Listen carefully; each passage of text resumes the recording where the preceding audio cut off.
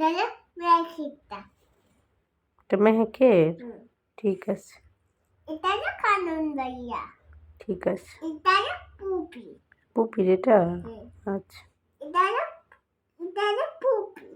আচ্ছা। এটা হলো পিসমণি। এটা হলো কানন ভাইয়া। এটা হলো পিসি কানন ভাইয়া। হুম। এটা হলো কানন ভাইয়া। এটা হলো পিসমণি।